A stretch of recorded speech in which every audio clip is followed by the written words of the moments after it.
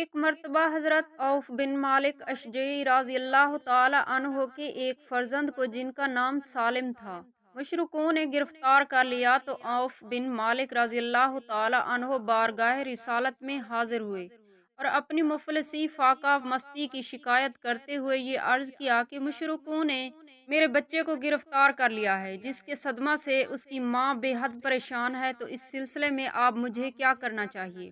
تو حضور کریم صلی اللہ علیہ وآلہ وسلم نے فرمایا، تم یہ کلمات پڑھو اور بچے کی ماں کو بھی ان کلمات کو پڑھنے کی تاکید کرو۔ چنانچہ ان دونوں نے پڑھنا شروع کیا۔ جب فجر کی اذان ہوئی تو دروازہ کھٹکھٹایا گیا۔ بسم اللہ الرحمن الرحیم۔ حیدر کرار حضرت سیدنا علی ابن ابی طالب رضی اللہ تعالی عنہ جب منصب خلافت پر فائز ہوئے تو ایک مرتبہ آپ کرم اللہ وجہ الکریم نے لوگوں سے پوچھا، تمہاری نظر میں سب سے زیادہ بہادر کون ہے؟ لوگوں نے کہا، ہماری نظر میں آپ سب سے زیادہ بہادر ہیں، کیونکہ آپ کو حضور نبی کریم صلی اللہ علیہ وآلہ وسلم نے شیر خدا کا لقب عطا فرمایا ہے۔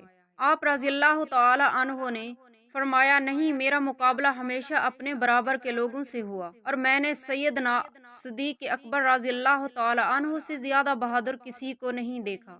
لوگوں نے دریافت کیا کہ ان کی کیا وجہ ہے۔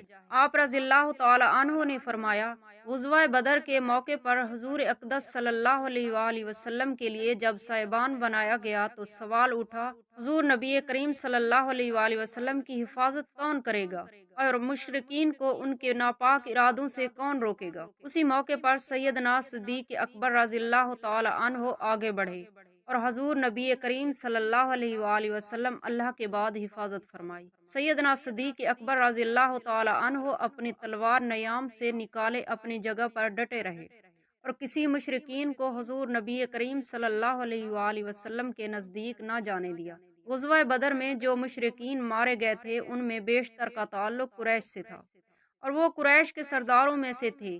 ان میں وہ بھی تھے جنہوں نے شب ہجرت حضور نبی کریم صلی اللہ علیہ وآلہ وسلم کو شہید کرنے کا ناپاک منصوبہ تیار کیا تھا۔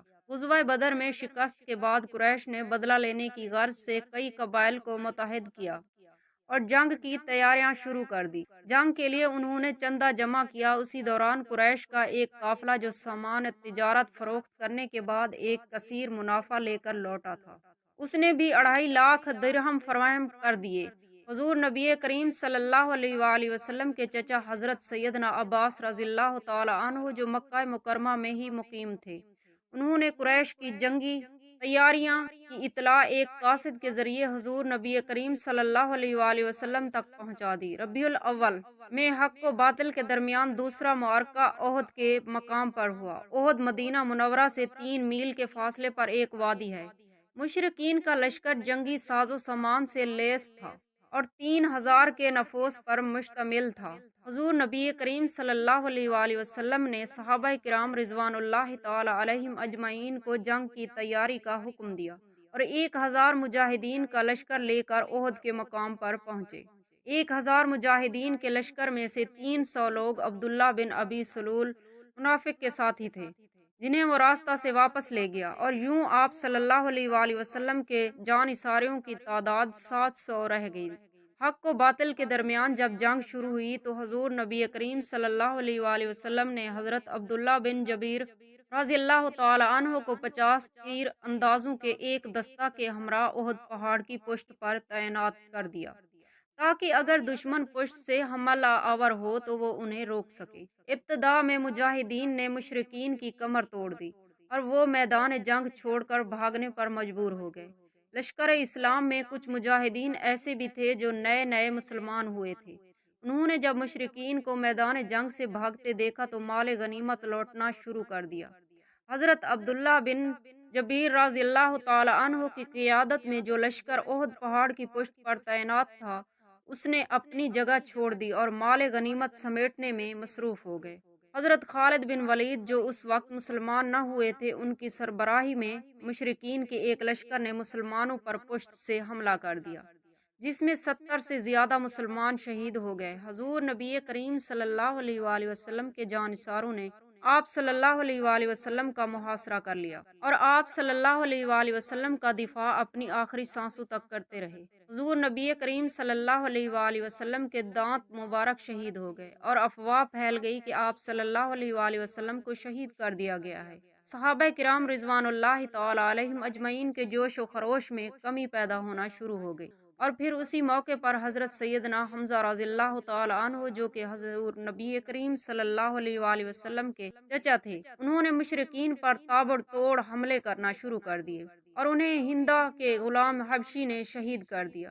غزوہ احد میں 70 صحابہ کرام رضوان اللہ تعالی علیہم اجمعین نے جام شہادت نوش فرمایا، جبکہ بہت سے کفار جہنم واصل ہوئے۔ حضور نبی کریم صلی اللہ علیہ وآلہ وسلم کا دفاع کرنے والے سیدنا صدیق اکبر، سیدنا فاروق اعظم، حیدر کرار، حضرت سیدنا علی ابن ابی طالب اور حضرت طلحہ بن عبداللہ رضوان اللہ تعالی علیہم اجمعین نے اپنی جان نثاری کا ثبوت دیا اور آپ صلی اللہ علیہ وآلہ وسلم کی حفاظت فرمائی۔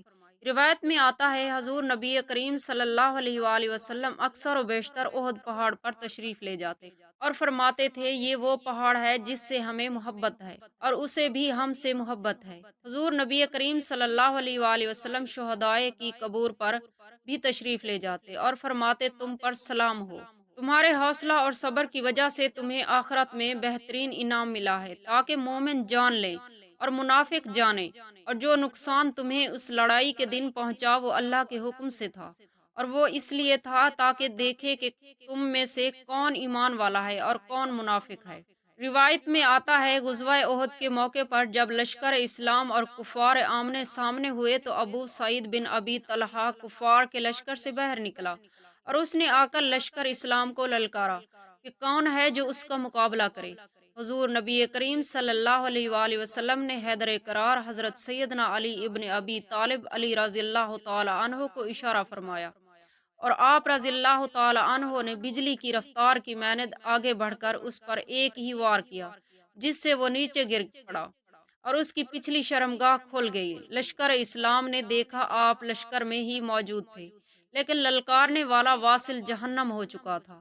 آپ رضی اللہ تعالی عنہ نے جب یہ کیفیت دیکھی تو اس کو چھوڑ کر واپس آ گئے۔ غزوہ احد کے متعلق یہ کہنا کہ اس میں مسلمانوں کو شکست ہوئی غلط ہے۔ یہ جنگ بغیر کسی نتیجہ پر پہنچے بغیر ختم ہوئی، کیونکہ اس جنگ میں دونوں فریقوں کا نقصان ہوا۔ مشرکین ایک مرتبہ پھر حضور نبی کریم صلی اللہ علیہ وآلہ وسلم کو شہید کرنے کے اپنے ناپاک منصوبہ میں ناکام رہے اور حضور نبی کریم صلی اللہ علیہ وآلہ وسلم کے جانثاروں کے آگے بے بس نظر آئے۔ حضرت سید بن مصیب فرماتے ہیں کہ غزوہ احد میں حیدر کرار حضرت سیدنا علی ابن ابی طالب رضی اللہ تعالی عنہ کو 16 زخم آئے۔ شوال میں ہی حضور نبی کریم صلی اللہ علیہ وآلہ وسلم مجاہدین کے ایک لشکر کے ہمراہ حمرات الاسد پہنچے۔ اسی لشکر کا عالم حضور نبی کریم صلی اللہ علیہ وآلہ وسلم نے حیدر کرار حضرت سیدنا علی ابن ابی طالب ہی کو عطا کیا۔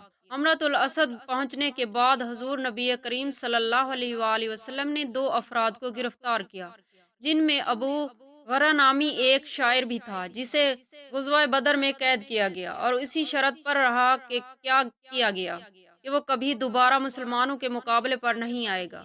ابو غرہ نے چونک وعدہ خلافی کی تھی، اس لیے حضور نبی کریم صلی اللہ علیہ وآلہ وسلم نے اسے قتل کرنے کا حکم دیا، جبکہ دوسرا شخص معاویہ بن مغیرہ تھا۔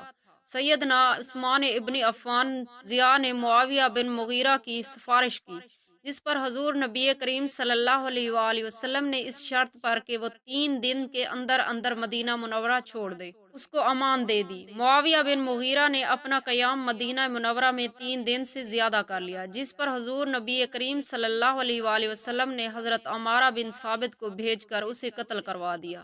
ایک مرتبہ حضرت عوف بن مالک اشجعی رضی اللہ تعالی عنہ کے ایک فرزند کو، جن کا نام سالم تھا، مشرکوں نے گرفتار کر لیا تو عوف بن مالک رضی اللہ تعالی عنہ بارگاہ رسالت میں حاضر ہوئے اور اپنی مفلسی و فاقہ مستی کی شکایت کرتے ہوئے یہ عرض کیا کہ مشرکوں نے میرے بچے کو گرفتار کر لیا ہے، جس کے صدمے سے اس کی ماں بے حد پریشان ہے، تو اس سلسلے میں اب آپ کے مجھے کیا کرنا چاہیے؟ تو حضور کریم صلی اللہ علیہ وآلہ وسلم نے فرمایا کہ تم صبر کرو اور پرہیزگاری کی زندگی بسر کرو، اور تم بکثرت ولا حول ولا قوت الا باللہ العلی العظیم پڑھا کرو اور بچے کی ماں کو بھی تاکید کر دو کہ وہ بھی کثرت سے اس وظیفے کا ذکر کرتی رہے۔ یہ سن کر عوف بن مالک اشجعی اپنے گھر چلے گئے اور اپنی بیوی کو یہ وظیفہ بتا دیا۔